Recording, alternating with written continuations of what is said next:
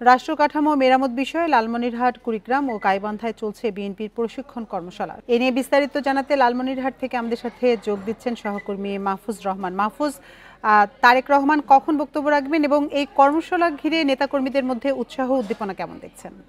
Bundle থাকলে প্রতি সেনমানিতে টাকা বাঁচবে।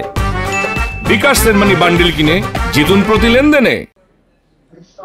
আপনাকে অনেক ধন্যবাদ। বিএনপির ভারপ্রাপ্ত চেয়ারম্যান তারেক রহমান কর্তৃক জাতির সামনে উত্থাপিত রাষ্ট্র কাঠামো মেরামতের ৩১ দফা দাবির আজকে জনসম্পৃক্তিকরণের যে কর্মশালা, সেটা লালমনিরহাটের জেলা পরিষদ অডিটোরিয়ামে অনুষ্ঠিত হচ্ছে।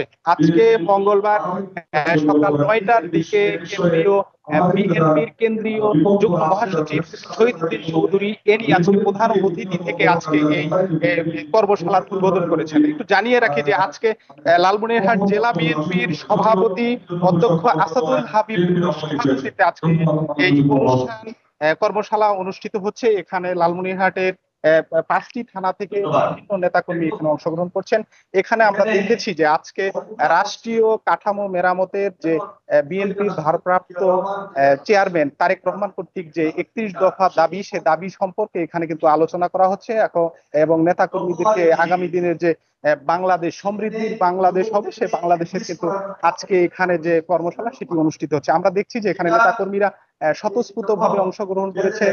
এখানে কেন্দ্রীয় নেতৃবৃন্দ আছেন, পাশাপাশি এখানে বিভিন্ন পদপদীর নেতাকর্মী তারা কিন্তু এখানে অংশগ্রহণ করেছেন। আমরা দেখেছি যে এই জনসম্পৃক্তি যে কর্মশালা, সেখানে কিন্তু বিভিন্ন শ্রেণী পেশার মানুষ কিন্তু অংশগ্রহণ করেছেন। আমরা দেখেছি সাংবাদিক, শিক্ষক, বিভিন্ন সুশীল সমাজের নেতৃবৃন্দ সেখানে কিন্তু তারা অংশগ্রহণ করেছেন। আমরা দেখেছি যে বিএনপির যে লালমনিরহাট জেলার ভারপ্রাপ্ত বিএনপির লালমনিরহাট জেলা সভাপতি অধ্যক্ষ আসাদুল হাবিব গুলুর সভাপতিত্বে আজকে কিন্তু এই কর্মশালা অনুষ্ঠিত হচ্ছে। আমরা দেখেছি যে এখানে নেতাকর্মীরা এখানে যে বিএনপির যে ভারপ্রাপ্ত চেয়ারম্যান তারেক রহমানের যে ৩১ দফার যে সম্পৃক্তকরণ, ৩১ দফায় কি কি দাবি এবং বাস্তবায়িত হবে সেই বিষয়গুলো নিয়ে কিন্তু এখানে মাহফুজ, আপনি আরো তথ্য সংগ্রহ করুন, আমরা পরবর্তীতে আবার আপনার সাথে যোগাযোগ করব।